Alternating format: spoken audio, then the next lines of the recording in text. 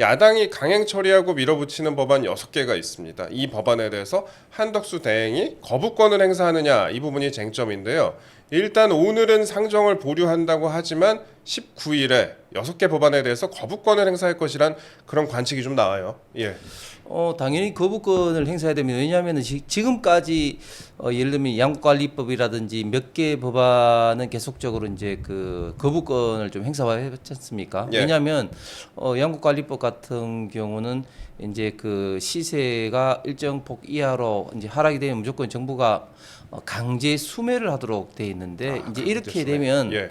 이렇게 되면 어떤 문제가 있냐면은 막대한 어떤 재정적 부담은 물론이고 예. 또 자율적인 시장에서의 어떤 농업 각 부분에서의 어떤 뭐랄까 그 농민들의 어떤 그런 의사 결정을 방해하게 됩니다. 무슨 말인가 하면은 예. 사실 이제 쌀 농사가 조금 이제 잘 이제 안 돼서 다른 업종으로 다른 분야로 이제 전환하려고 하는 그런 분들도 이제는 뭐 정부가 강제적으로 수매하기 때문에 전환할 필요가 없게 되지 않습니까? 그렇죠. 예. 그렇기 때문에 자율적인 어떤 그런 어떤 의사결정을 방해한다. 그다음에 이번에 또 새로 들어온 국회법이라든지 또 이제 그 국회 정원 등 예. 관련된 법률 개정안도 굉장히 그 치명적인 어떤 문제가 있어서 예. 당연히 이런 것들은 그 대통령께서도 이때까지 국무회의를 통해서 했고 또 국무회의에 또 이제 참석하면서 같이 이제 건의를 하고 했던 그 한덕수 그런 대행도 당연히 거부권을 행사할 것으로 예상이 됩니다. 예. 그러니까 저희가 짧게 법안 관련해서 얘기를 좀 해보자면은 저희도 예전에 이제 국회 증언 감정법에 대해서 한번 다룬 바가 있는데 이것 같은 경우에는 그 기업의 비밀 같은 거라든지 기업의 보안 관련 내용까지도 국회에서 요구를 하면 제출할 수밖에 없고 그래서 뭐 중국 좋은 일만 해주는 거 아니냐 이런 지적을 최근 이제 업계에서 많이 받고 있는 그런 상황입니다. 그리고 농업 관련 법안에 대해서 지금 의원님이 짧게 좀 말씀을 하셨고요. 그래서 민주당이 이 단독 처리한 6건이 문제가 좀 상당히 많다 이런 지적을 받고 있지 않습니까? 예, 그래서 보충적으로 이제 국회법 같은 경우는 이번에 이제 어떤 내용이 바뀌냐면은 예산을 이제 그 심의하는 데 있어서 그 국회 선진화법에 의해서 그동안 이제 뭐 그 동물국회를 방지하기 위해서 그 소수당은 이제 몸싸움을 하지 말도록 하면서 또 이제 다수당은 그 소수당의 어떤 권익을 이제 보존하기 위해서 그 일정 어떤 기한 동안은 그래도 이제 수기 어떤 민주주의 형식으로 이제 하도록 하는 그런 어떤 예. 절차를 거치면서 특히 또 이 국회에서 결정 과정이 무한정 길어지는 것을 방지하기 위해서 일정 시한에 딱 됐을 때는 그 예산안이 이제 자동으로 부의하는 그런 어떤 제도가 국회 선진화법 그 제도 정책의 일환으로 이제 마련이 되었습니다. 그런데 이 자동 부의 예산의 자동 부의 제도 이거를 아예 없애는 예. 어떤 그런 어떤 내용인데 그렇게 되면 어떤 문제가 있냐면은 이 국회에서 의사 결정이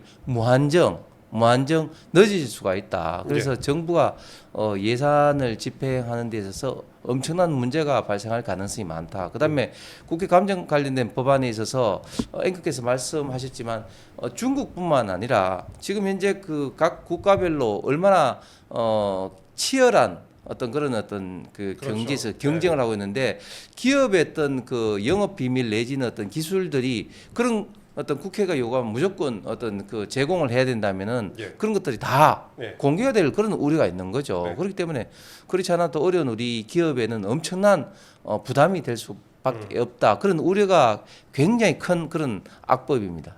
예. 네, 일단 한덕수 대행의 외견상으로는 여야가 국정 안정을 위해서 각각 제안한 협의체를 모두 수용하는 것 같은데요. 민주당은 거부권 행사 시에 탄핵이라고 또 주장하고 있지 않습니까? 네, 그게 참 그 민주당의 행태를 보면 마치 지금 뭐 정권을 잡은 것처럼 점령군처럼 지금 행세를 하면서 뭐 방금 앵커께서 말씀하신 그런 어떤 발언들은 정말 그 협박이죠.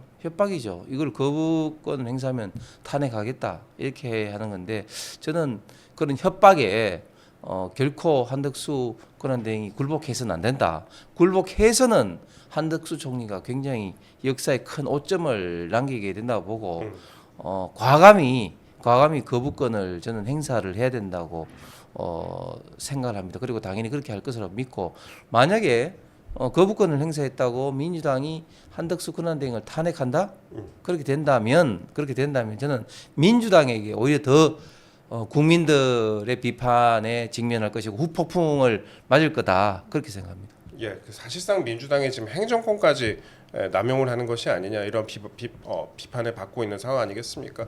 그 김민석 민주당 최고위원이 어제 최고위원 회의에서 이런 얘기를 했어요.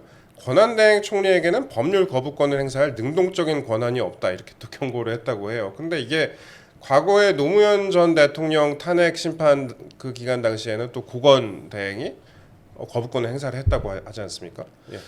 김민석 의원이 이야기를 하는 것은 완전히 사실과 다른 이야기고 정말 헌법의 기본도 모르는 발언이라고 봅니다. 왜냐하면 권한 대행이 할 수 있는 것은 대통령의 권한 대행 중에서 현상 유지적 어떤 기능에 대한 어떤 권한 대행만 할 수 있다. 소극적 어떤 그 대통령의 권한만 행사할 수 있다는 게 헌법 학계에서의 통설입니다. 예.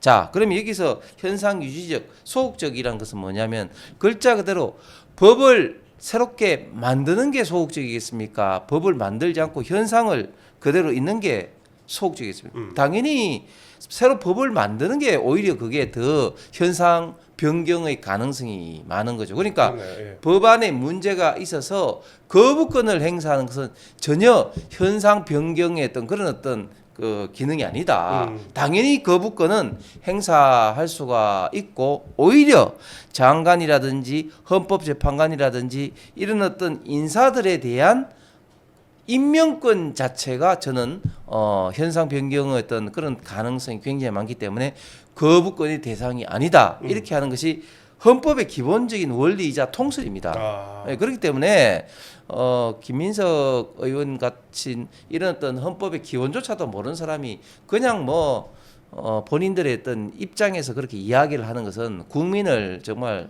속이는 혹세무민적 그런 어떤 발언을 너무 일삼고 있다. 그리고 지금 조금 전에 이제 탄핵 발언이 나왔어요. 지금 민주당이 탄핵을 너무 지금 남발하다 보니까 어떤 또 문제까지 있냐면은 한두 명 더 탄핵을 당해서는 국무회의조차 지금 이제 진행이 안 될 정도로 그럴 것 같아요. 예. 네, 많은 예. 탄핵이 이루어진다. 그럼 국무회의가 진행이 안 되면 어떤 문제가 발생하느냐? 법안은커녕 행정부가 필요로 하는 규칙, 시행령 이런 것조차도 이제 개정할 수 없는 사실상 국정 마비의 상태가 온다.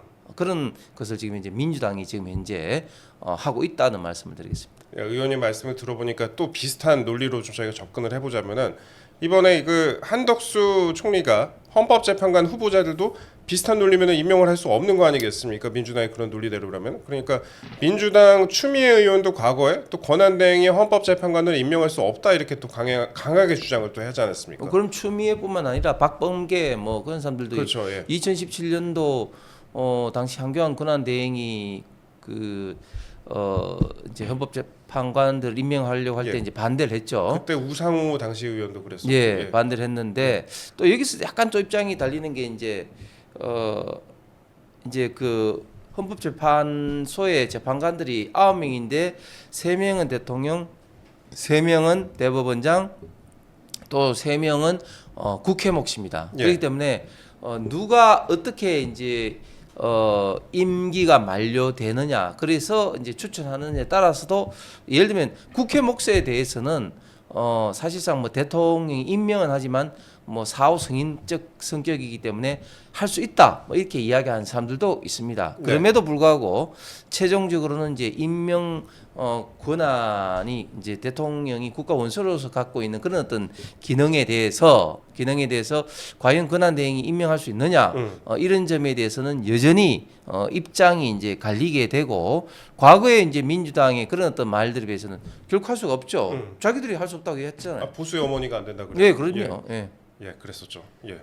네. 그런데 그 와중에 민주당은 헌법재판관 3명에 대한 청문회를 또 하자고 나섰습니다. 또 오는 23일에서 24일에 진행하자는 건데 여당은 합의한 적 없다는 입장이고요. 이제 그 청문회 하자는 것까지는 이제 합의를 저는 했다고 이제 알고 있고 네. 구체적인 일정이라든지 거기에 그런 대해서는 것들, 예. 이제 합의가 없었던 이제 입장이었습니다. 물론 이제 청문회는 해야 되겠죠. 청문회는 해야 되는데 중요한 것은 청문회를 하되 지금 현재 계속 그 세 명에 대해서 저희 당은 이제 한 명씩 민주당하고 이제 국민의힘이 하고 나머지 한 명은 원래는 이제 2018년도 같은 경우는 이제 제 3당이었던 바른당이 그때 이제 추천을 했습니다. 그렇기 때문에 지금 같은 경우는 제 3당 교섭단체라고 있는 3당이었기 때문에 같이 협의를 해서 중립 성향의 재판관을 하자고 했는데 민주당이 이제 밀어붙였죠. 그렇죠, 예. 밀어붙여서 지금 와서는 그때 당시 밀어붙이는 거를 좀 우리가 끝까지 좀 했어야 되는데 지금 이렇게 대통령이 탄핵될 줄 또 누가 알았겠습니까? 네. 많은 그럼에도 불구하고 그때 또 어떤 합의를 봤냐면은 민주당이 그럼 2명의 있던 걸 하되 헌법재판소장은 대통령과 이제 여당이 하던 그런 식으로 합의를 봤습니다. 네. 그런데 과연 민주당이 헌법재판소장을 하는 것에 대해서 합의를 지킬까? 뭐 민주당은 뭐 어제 다르고 오늘 다르고 뭐 하는 어떤 그런 어떤 정당이기 때문에 그런 어떤 사항을 이제 면밀하게 이제 보면서 이런 어떤 그 청문회 일정도 나가야지. 민주당은 하지 않는데 우리는 청문회 일정을 그대로 진행을 하면은 안 될 것 같습니다. 다행히 정점식 의원이 지금 위원장이기 때문에 네. 강력한 어떤 그런 어떤 대책이 필요할 것 같습니다. 예, 적극적으로 좀 대응을 했으면 좋겠다 이런 목소리가 많이 있는 것 같습니다. 그러니까 결국 그런 것 같아요. 헌법재판소 지금 체제가 헌법재판관 6명이잖아요. 6인 체제로 운영이 되게 되면은 그 윤 대통령의 탄핵 인용을 담보로 할 수 없어서 그런 것 같습니다. 6명 중에 한 명이라도 탄핵을 찬성하지 않게 되면은 이게 기각이 되게 되거든요. 예, 그런 것 때문에 이제 이런 식으로 나서는 거 아닌가 하는 그런 지적이 많이 나옵니다. 그런 것도 있고 예. 그보다 더 중요한 것은 사실은 원래는 그 헌법재판소법에 그 재판관 7인 이상으로 심리를 하도록 되어 예. 있습니다. 그런데 그것을 이제 그 방통위원장 그 이진숙 그 위원장이 그런 식으로 되면은 너무 이제 심리를 못 하게 되니까 본인의 어떤 그런 어떤 기본권이라든지 그런 어떤 문제점을 제기해서 가처분을 신청했고 그것을 이제 헌법재판소에서 받아들였거든요. 네. 그런데 이 지점에서도 또 문제가 있습니다. 왜냐하면 그 사항은 그러니까 7인 이상으로 심리를 할 수 있다는 그 사항을 헌법재판소에서 가처분이 받아들여졌던 그 사항은 이진숙 그 위원장이 개별적으로 한 사항이거든요. 그렇죠. 예. 그렇기 때문에 지금 이것은 대통령이 신청도 하지 않은 사항에 대해서 이진숙 위원장 이건 가처분 이건을 그대로 적용할 수 있느냐 이 문제부터 법적 다툼의 어떤 소지가 있고 예. 그다음에 그보다 더 큰 것은 그 가처분에서도 심리만 할 수 있을 뿐이지 의사 결정은 결코 그 결정된 사항이 아니거든요. 그렇기 때문에 6인 체제로 의사 결정은 할 수 없다는 것이 현재까지 그런 기본 입장입니다. 그렇기 때문에 헌법재판관들이 어떤 기본적인 충원은 절대적으로 지금 현재 필요한 사항인 것이죠. 예, 사실 이게 뭐 방송통신위원장만 해도 그런데 대통령의 경우에는 사실 6명으로 한다 이것에 대해서 과연 6명으로 하는 게 맞느냐 이런 지적도 좀 많이 나오고 있는 상황입니다. 그런데도 지금 예. 헌법재판소에서 지금 이제 정강석처럼 지금 변론 기일까지 그렇죠. 잡혔거든요. 예. 과연 이렇게 하는 것이 맞느냐 네. 하는 그런 어떤 법적인 어떤 그런 의문과 다툼이 많이 있습니다. 사실 윤석열 대통령에 관한 절차는 굉장히 빨리 진행되고 있는 것 같아요. 지금 검찰도 그렇고 공조본부라 그래 공조본이라고 그쪽도 굉장히 수사를 빨리 진행하고 있고 또 헌법재판소 같은 경우에도 전례 없이 이렇게 빨리 진행하고 있는 부분이 과연 어떻게 보면은 또 많은 분들이 봤을 때 이게 공평하게 진행을 하고 있는 것이냐 이런 지적을 좀 낳기도 합니다. 예. 그런데 이제 한덕수 대행이 거부권을 정치적인 카드로 쓸 가능성에 대해서도 한번 살펴봐야 될 것 같아요. 본인 입장에서는 이제 사실 오랜 공직 생활을 하셨고 그렇기 때문에 나는 국익대로 하겠다 탄핵할 거면 해라 이렇게 나서면 민주당 입장에서는 딱히 득보는 게 없지 않습니까? 헌법재판관 선임이 미뤄져서 애가 탈 것 같기도 하고 국민 여론에도 별로 안 좋을 것 같고요. 예. 그렇습니다. 지금 현재는 그 한덕수 총리가 권한 대행으로서 어떤 스탠스를 취할 거냐, 어떤 입장을 취할 거냐 하는 것이 굉장히 중요한 사항입니다. 한덕수 총리가 권한 대행으로서 정말 역사 앞에 당당하게 그 대응을 하는 것이 중요한데 예를 들면 양국관리법이라든지 이런 것들이 기존에 그 윤석열 대통령이 있을 때 국무회의에서 한덕수 총리를 중심으로 해서 그 위원들 해당 부처 장관들이 거부권 행사를 건의를 해서 그 건의를 대통령이 받아들인 식으로 해서 최종적으로 거부권 행사가 되거든요. 네. 그런데 그때는 거부권 행사를 한덕수 총리가 건의를 하고 지금은 거부권을 행사하지 않고 수용을 한다? 네. 그건 말이 안 되는 거죠. 네. 이거는 그 권한 대행 입장이 아니라 한덕수 총리 개인 입장에서도 저는 당연히 이 부분은 어떤 일관성 측면에서도 거부권을 행사해야 된다. 그리고 좀 전에 말씀하신 그런 어떤 민주당의 탄핵 협박 운운하는 이런 것에 절대 굴복해서는 안 된다. 그리고 굴복할 리도 없다고 봅니다. 예. 이제 국민의힘 소식으로 넘어가 보겠습니다. 비대위원장에 어떤 분이 올지 아직 결정이 내려지지 않았는데요. 내일 의총을 열어서 의견을 듣겠다고 이제 권성동 원내대표가 밝혔는데 의원님이 보시기엔 어떤 분이 적합할 것 같습니까? 예, 일단 뭐 기본적인 원칙을 한 세 가지 원칙 정도로 세 가지. 정한 것 같습니다. 예. 일단은 이번에는 뭐 굳이 뭐 원외도 좋지만 원내도 좋다.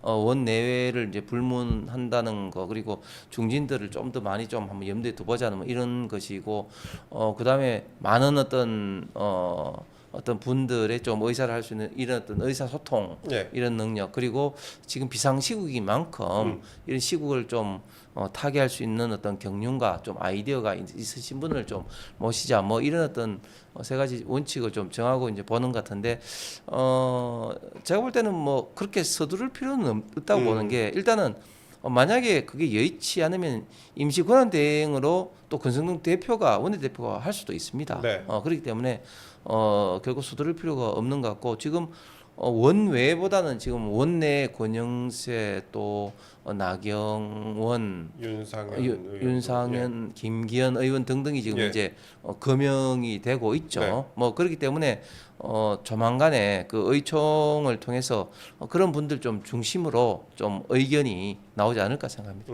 알겠습니다. 뭐 보도를 보니까 뭐 권영세 의원, 나경원 의원, 뭐 윤상현 의원, 원희룡 전 장관, 그다음에 또 처음에 김무성 전 대표 이름도 나왔다가 금방 사라졌어요. 예. 그거는 제가 볼 때는 좀 간보기인 것 간보기. 같아요. 워낙 거기에 대해서 좀 예. 반발 여론이 좀 많아서 예. 빨리 접은 것 같습니다. 예, 알겠습니다. 일단 조금 천천히 봐도 될 것 같아요. 의원님이 그런 식으로 말씀을 하셨는데 앞으로 좀 지켜봐야 될 것 같아요. 그리고 대야 관계에서의 공격력 부분도 저희는 좀 중요한 부분 것 같아요. 이게 만약에 비대위원장이 공격력이 없다면은 또 야권에 또 끌려가는 거 아니냐 이런 지적을 받을 수도 있으니까 또 만약에 대선이 일찍 치러진다면은 또 경륜이 있는 당내 인사가 맡아야 한다 이런 시각도 있고요. 자, 만약에라고 말씀드렸습니다. 예, 그래서 비대위원장에 대해서는 좀 천천히 봐야 될 것 같다 이렇게 말씀하셨는데 이런가 하면은 최근에 또 당내 잠룡들도 최근에 메시지가 좀 엇갈립니다. 각각 뭐 수습책이긴 한데 홍준표 대구시장 같은 경우에는 제명해달라는 비례대표들은 당원권 정지 3년 하고 이게 아마 김예지 의원 말하는 것 같은데 그리고 탄핵 찬성한 의원들은 당원권 한 2년 정도는 정지하자 이렇게 입장을 밝혔고 또 오세훈 시장 같은 경우에는 탄핵 찬성에는 반대된 편가르기 할 때가 아니다라는 입장인데 이게 셈법에 따라서 각각 입장이 좀 다른 것 같아요. 예, 그렇습니다. 그 부분은 상당히 좀 민감한 부분인데 뭐 제가 볼 때는 두 분의 의견이 다 일리가 있는 것 같습니다. 오세훈 시장 말씀도 일리가 있죠. 지금 우리가 뭐 108석밖에 없는데도 불구하고 또 우리끼리 또 뭐 이렇게 좀 싸우는 모습도 사실 이제 국민들 보시기에 특히 이제 중도층에 있는 국민들 보시기에 그렇게 좋게 보실 것 같지는 않은데 그럼에도 불구하고 이번 탄핵 정국에서 당론을 위배하고 그리고 더 나아가서는 뭐 제명해 달라는 등 또 국회 또 본관 앞에서 뭐 개차를 들고 뭐 당론 탄성을 하자는 등 그런 의원들은 제가 볼 때 어떤 생각을 갖고 있는지 모르겠어요. 예를 들면 김상우 의원 같은 경우 처음에 울산에서 이채익 의원 지역구였는데 네. 국민공천으로 들어왔을 때 그때 그 2017년 대통령 선거 때 문재인 대통령 지지했다고 막 이런 사람을 국민공천 해야 되느냐 굉장히 좀 논란이 좀 많았죠. 그때 보도도 많이 됐었죠. 예. 아니 그런 사람이 국회에 들어와서 좋습니다. 과거에 뭐 문재인 대통령 지지할 수도 있다 치고, 근데 과연 본인이 이재명 대표의 이런 어떤 그 재판 지연이라든지 민주당 이런 문제라든지 이런 것에 대해서 강하게 싸운 적이 있는가? 제가 찾아보니까 없어요.